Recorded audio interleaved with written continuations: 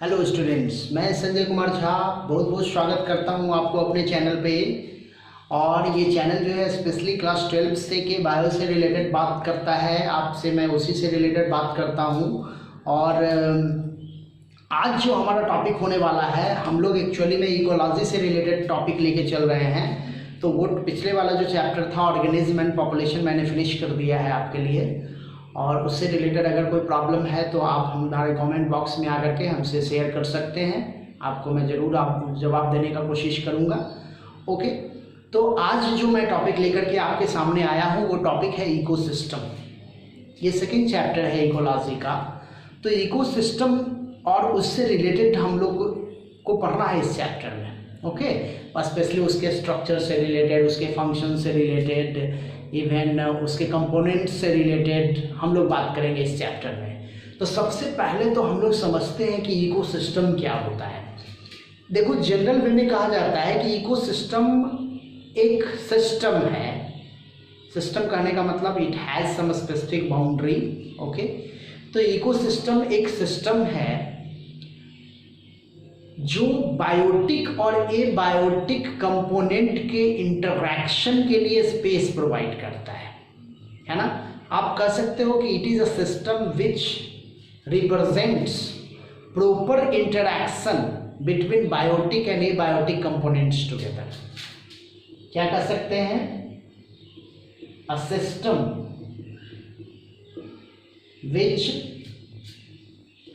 which represent interaction between biotic and abiotic components together, है ना। ये एक सिस्टम है जो रिप्रेजेंट करता है interaction between biotic and abiotic components together. Simple way में हम लोग कहें तो ये फंक्शनल यूनिट ऑफ नेचर भी बोला जा सकता है। इसको क्या बोलेंगे?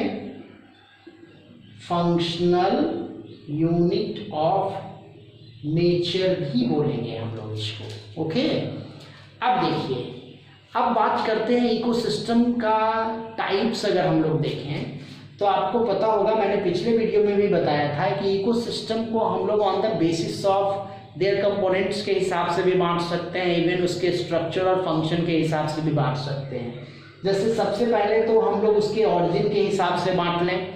एक होता है नेचुरल और एक होता है क्या? आर्टिफिशियल।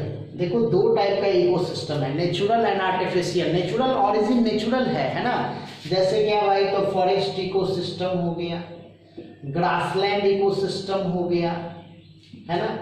आपका एक्वेटिक इकोसिस्टम में रिवर इकोसिस्टम हो गया, ओशियन हो गया, इसी में कर देता हूँ। तो ये सब क्या है? नेचुरल इकोसिस्टम है। अगर हम लोग आर्टिफिशियल को देखते हैं तो बहुत सारे आते हैं। जैसे क्या? जैसे स्विमिंग पूल हो गया, आर्टिफिशियल इकोसिस्टम। फील्ड हो गया, आर्टिफिशियल इकोसिस्टम है ना। आप कह सकते हो ड्रेनेज सिस्टम हो गया, ड्रेनेज सिस्टम हो गया, आर्टिफिशियल है। केनाल हो गया, आर्टिफिशियल है। चलिए ETC। इवन आप कह सकते हो ये जिसमें रखा जाता है फिशेस को, एक्वेरियम हो गया, एक्वेरियम हो गया। तो ये सब क्या है? आर्टिफिशियल इकोसिस्टम है, ठीक ना। तो दो टाइप का इकोसिस्टम हुआ on the basis of origin के हिसाब से, है ना। अब अगर हम लोग कहें तो हम लोग और भी बात कर सकते हैं। जैसे एक्वेटिक इकोसिस्टम होता है, टेरेस्ट्रियल इकोसिस्टम होता है ना। हम ऐसा भी कर सकते हैं। क्या होगा? एक्वेटिक होगा और क्या होगा? टेरेस्ट्रियल होगा। अब एक्वेटिक में भाई अलग अलग होगा। क्या होगा एक्वेटिक में? तो फ्रेश वाटर हो सकता है, सेलाइन वाटर हो सकता है ना। फ्रेश वाटर हो सकता है, सेलाइन वाटर हो सकता है। टेरेस्ट्रियल में फिर बहुत सारा टाइप हो जाएगा। फॉरेस्ट वाला हो गया, ग्रासलैंड हो गया, फील्ड हो गया, इवन माउंटेन हो गया, नंबर ऑफ इकोसिस्टम है। ओके, फिर मैंने बताया था आपको क्या कि स्मॉलेस्ट और लार्जेस्ट इकोसिस्टम का हमने बात किया था। क्या बात किया था? Smallest ecosystem. तो मैंने क्या बताया था आपको याद है? पिछले वीडियो में मैंने इसके बारे में बताया है कि स्मॉलेस्ट इकोसिस्टम जो हमारा है वो किसको बोला गया है, that is a drop of water, है ना। अ ड्रॉप ऑफ वाटर को हम लोग स्मॉलेस्ट इकोसिस्टम बोलते हैं। वहीं पे अगर हम लोग लार्जेस्ट इकोसिस्टम की बात करें तो लार्जेस्ट किसको बोला गया है, इवन अर्थ ही हमारा एक इकोसिस्टम है, तो हम कहेंगे किसको, अर्थ को कहेंगे या बायोस्फीयर कहें, बात एक ही है। तो ये हमारा हो गया स्मॉलेस्ट और लार्जेस्ट इकोसिस्टम। ओके, तो इस तरह से मैंने आपको बताया कि what are the various types of ecosystem exist in our surrounding and even our biosphere. अलग अलग टाइप के इकोसिस्टम होते हैं। अब हम लोग बात करने जा रहे हैं कंपोनेंट्स ऑफ इकोसिस्टम का। हालांकि मैंने पिछले वीडियो में कंपोनेंट्स बताया है, इवन हमने एबायोटिक कंपोनेंट्स कंप्लीट कर लिया है, उसी के बारे में तो हम लोगों ने पीछे बात की है, तो वो ऑलरेडी आपको बताया हुआ है, तो मैं इस टॉपिक पे ज़्यादा डिटेल नहीं जा रहा हूँ। हम लोग बेसिकली यहाँ पे बायोटिक कंपोनेंट्स के बारे में बात करने जा रहे हैं और इकोलॉजिकल के ये इकोसिस्टम के स्ट्रक्चर्स के बारे में बात करने जा रहे हैं, उसके फंक्शन के बारे में बात कर रहे हैं, है ना। तो अगर हम लोग बायोटिक कंपोनेंट्स को देखें तो बायोटिक कंपोनेंट्स में फिर बहुत सारे हो जाएंगे, है ना। तो बच्चों बायोटिक कंपोनेंट्स में क्या आ जाते हैं, बायोटिक कंपोनेंट्स को अगर हम लोग देखें तो इसमें हमारा क्या आ जाता है, प्रोड्यूसर आता है, कंज्यूमर्स आते हैं और डिकम्पोजर्स आते हैं। बेसिकली यही तीन आते हैं, प्रोड्यूसर आते हैं, कंज्यूमर आते हैं और कौन आते हैं, डिकम्पोजर आते हैं। आप देखिएगा कंज्यूमर में फिर यहाँ भी लेवल है इसका, जैसे प्राइमरी कंज्यूमर मिलेगा, सेकेंडरी कंज्यूमर मिलेगा, टर्शियरी कंज्यूमर, या फिर यहीं पे आपको मिलेगा टॉप कंज्यूमर, है ना। सबके बारे में मैं डिटेल बताऊंगा। अब हम लोग बात कर लेते हैं किसके बारे में, तो इकोसिस्टम के स्ट्रक्चर के बारे में। देखो इकोसिस्टम के स्ट्रक्चर को अगर हम लोग कहें तो एक्चुअली में ये एक स्पेसिफिक यूनिट होता है ना।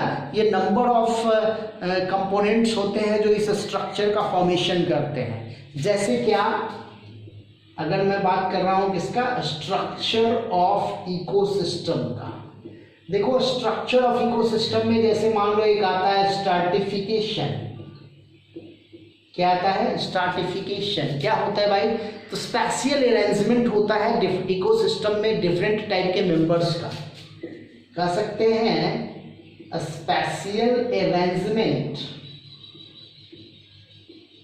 Of member of different community in an ecosystem. किसी भी इकोसिस्टम में डिफरेंट कम्युनिटी के जो मेंबर्स होते हैं ना वो स्पेशली अरेंज रहते हैं। जैसे मान लो मैं पॉन्ड की बात करता हूँ तो पॉन्ड में अलग अलग लेवल पे, आपको याद होगा, सरफेस पे कोई और, उसके नीचे कोई और, उसके नीचे कोई और, बॉटम में कोई और, डिफरेंट टाइप के ऑर्गेनिज्म अलग अलग लेवल में रहते हैं। That is called stratification. Even हम फॉरेस्ट इकोसिस्टम की बात करें तो सबसे टॉप में कोई और रहता है, उसके नीचे वाले और जो प्लांट होंगे वो कुछ अलग होंगे, उसके नीचे वाले प्लांट अलग होंगे, बॉटम पे जो प्लांट पाए जाएंगे उसका कुछ अलग कम्युनिटी होगा, है ना। तो इसको बोलते हैं स्ट्रैटिफिकेशन। ऐसे इसका डिटेल हम लोग आगे करेंगे, क्योंकि ये इंट्रोडक्टरी क्लास है तो मैं बेसिक बातें कर रहा हूँ।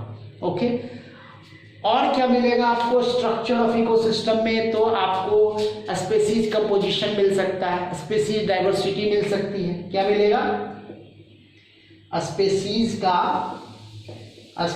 का कंपोजिशन मिलेगा और इसकी क्या मिलेगी आपको, डाइवर्सिटी भी मिलेगी। ओके, है ना। तो ये मेरा हो गया किसके बारे में, स्ट्रक्चर के बारे में।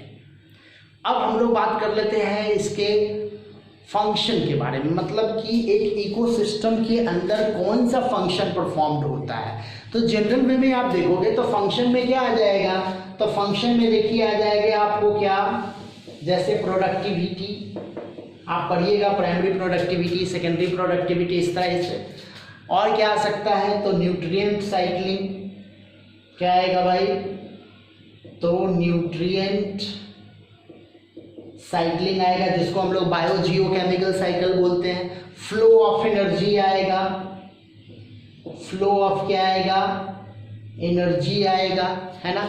इवन डिकम्पोजिशन भी आएगा, क्या आएगा, डिकम्पोजिशन आएगा। आप कह सकते हो कि फीडिंग इंटरेक्शन, फीडिंग इंटरेक्शन का आने का मतलब क्या होता है, फूड चेन, फूड वेव। मैं यहाँ लिख देता हूँ फीडिंग इंटरेक्शन आएगा, जिसमें हम लोग को पढ़ना है फूड चेन और फूड वेव के बारे में। तो ये सब क्या है, वेरियस फंक्शंस हैं इकोसिस्टम से रिलेटेड। ओके, अब जब आप फंक्शन समझ रहे हो तो अब हम लोग बात करेंगे किसके बारे में, मैं बात कर लूँगा बायोटिक प्रोडक्ट के, बायोटिक कंपोनेंट्स के बारे में, जैसे प्रोड्यूसर के बारे में और थोड़ा बहुत कंज्यूमर के बारे में। ओके, तो चलिए बच्चों, हम लोग देख रहे हैं बायोटिक प्रोडक्ट के बारे में, बायोटिक कंपोनेंट के बारे में, प्रोडक्ट नहीं कंपोनेंट के बारे में। तो इसमें सबसे पहले कौन आता है, प्रोड्यूसर। कौन आता है, प्रोड्यूसर। प्रोड्यूसर क्या होता है, देखो प्रोड्यूसर जो होता है वो क्या होता है, ऑटोट्रॉफिक होता है। देखो जो इंपॉर्टेंट बातें हैं वही मैं यहाँ बता रहा हूँ आपको, है ना। बेसिक बातें तो आप ऑलमोस्ट पीछे के क्लासेस में पढ़ चुके हो, लेकिन ऑलमोस्ट यही सब पढ़े होंगे आप, है ना। तो क्या होता है भाई, प्रोड्यूसर ऑटोट्रॉफिक होता है। अब ऑटोट्रॉफिक होने का मतलब क्या, it has capacity to convert solar form of energy, solar energy into biochemical energy.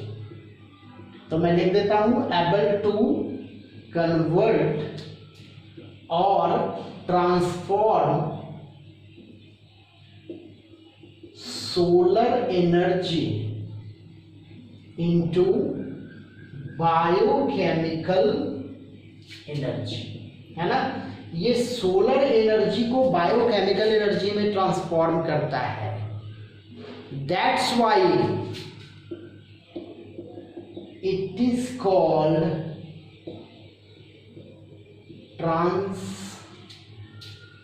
Transducer. इसको हम लोग एक और नाम देते हैं, क्या देते हैं, ट्रांसड्यूसर। तो क्या इंपॉर्टेंट बातें हो गई कि ऑटोट्रॉफिक होता है, कन्वर्ट करता है किसको, सोलर एनर्जी को बायोकेमिकल एनर्जी में, और ये ट्रांसड्यूसर कहलाता है। क्यों भाई, क्योंकि इसके अंदर सेल्फ ऐसा, बॉडी के अंदर कुछ ऐसा पाया जाता है जिसकी वजह से ये काम करता है ना, दैट इज क्लोरोफिल। ऐसा कैसे होता है, तो क्लोरोफिल की वजह से होता है।